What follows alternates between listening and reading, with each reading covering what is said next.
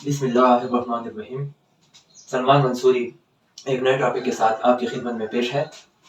Topic आज का हमारा जो है वो है उर्दू हुरूफ तहजी को तोड़ जोड़ कर कैसे लिखें, कैसे लिखते हैं, कैसे पढ़ते हैं, इस पर बहस होगी। अच्छा जी, तो आपसे दरख्वास्त है कि आज का जो हमारा टॉपिक है वो इमला के हवाले से बहुत अहम है, इमला के हवाले से इंतहाई अहम है। तो आपसे एक दरख्वास्त है कि अगर आप मेरे चैनल पर नए हैं और मेरे चैनल को सब्सक्राइब नहीं किया तो बराए मेहरबानी मेरे चैनल को सब्सक्राइब कीजिए ताकि मेरी हर वीडियो आप तक वक्त पर पहुंचे। Thank you. तो आते हैं अपने टॉपिक की तरफ। उर्दू हुरूफ तहजी को तोड़ जोड़ कर कैसे लिखें, ये इमला के हवाले से बहुत अहम है। दोहराते चलो।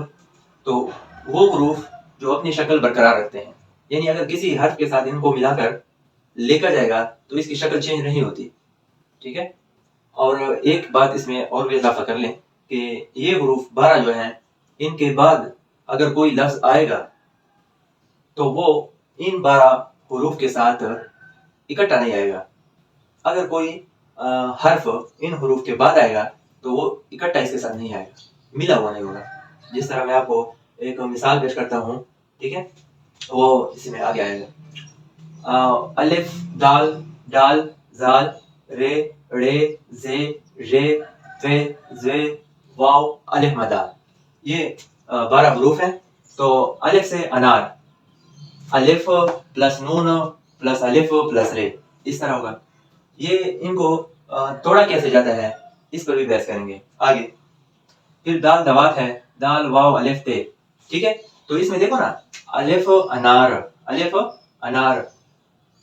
अच्छा देखो, इसमें अलिफ अपनी शक्ल बरकरार रख रहा है, ये वाला अलिफ जो है ये अपनी शक्ल बरकरार रखता है। तो मैंने कहा ये हुरूफ जब किसी लफ्ज के इब्तिदा में आ जाए या दरमियान में आ जाए और इसके बाद कोई हर्फ आएगा तो वो इससे अलग होगा। जिस तरह अनार है ना, तो अलिफ अलग है और नार अलग है, तो मिला हुआ नहीं होगा, मेरा मकसद है।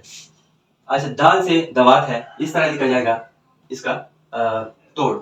डाल से डॉक्टर है, इस तरह। जाल है, रे है, इनसे हुरूफ आते हैं। तो 10वां है ज्वे, तो ज्वे ज़रूफ है, ज्वे प्लस रे प्लस वाव प्लस फे। वाव से वोट है, वाव वाव वाव ठे। तो अलिफ मदा से अगर हम एक लफ्ज लेते हैं आम है। नोट, रे को हम कभी बतौर दाल इस्तेमाल कर लेते हैं, ठीक है। यानी इसमें जो है बशर्ते के रे किसी लफ्ज के साथ मरबूत हो, रे किसी लफ्ज के साथ मिला हुआ है, तो हम उस रे को दाल कहेंगे। जैसे मुजाहिद है, अब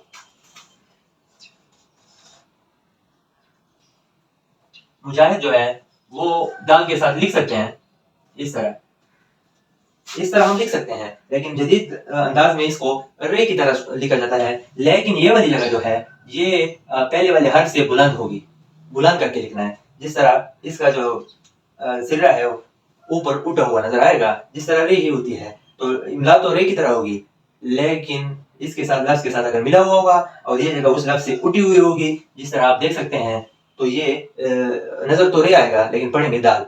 तो जैसे मुजाहिद मीम जीम प्लस अलिफ प्लस हे प्लस दाल है, लेकिन नजर तो रे की तरह आ रहा है,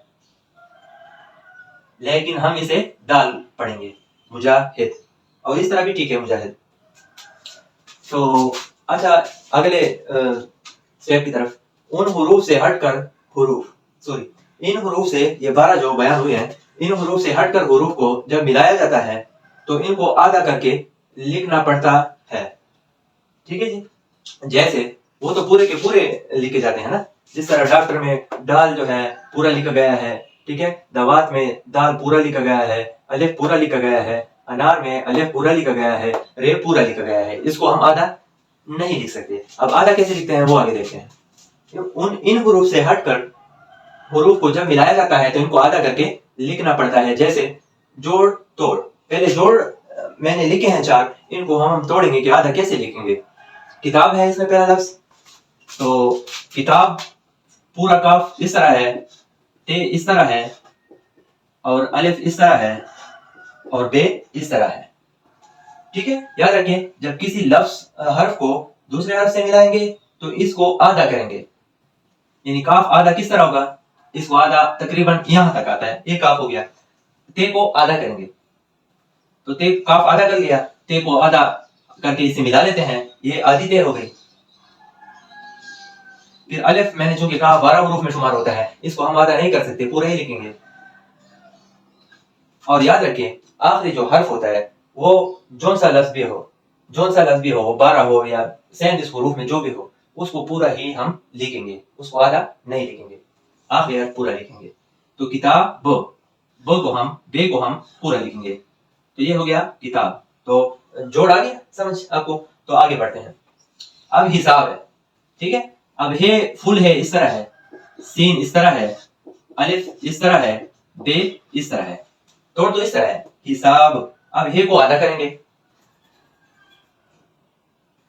تو ہے آدھی یہاں تک ہے۔ سین جو ہے 1 2 سین کے ایسے سمجھے 2 شوشے ہوتے ہیں اور ایک اس کی باڑی ہوتی ہے۔ اس کی کیا ہوتی ہے؟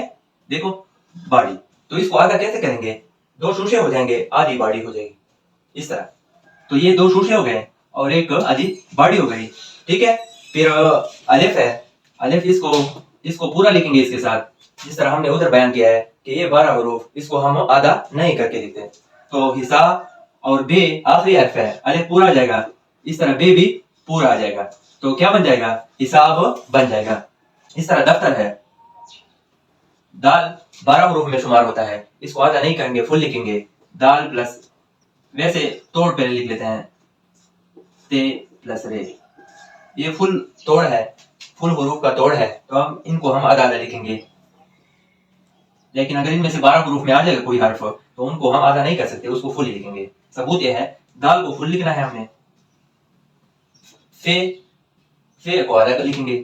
اب فے ایسے یہ آدھی فے ہو گئی، پھر تے کو ہم نے آدھا کر کے لکھنا ہے، آدھی تے کس طرح ہے؟ یہاں تک ہے، پھر رے، تو رے کو چونکہ 12 حروف میں رے کا شمار ہوتا ہے اور ہے بھی آخری، تو اس کو فل لکھیں گے اس طرح۔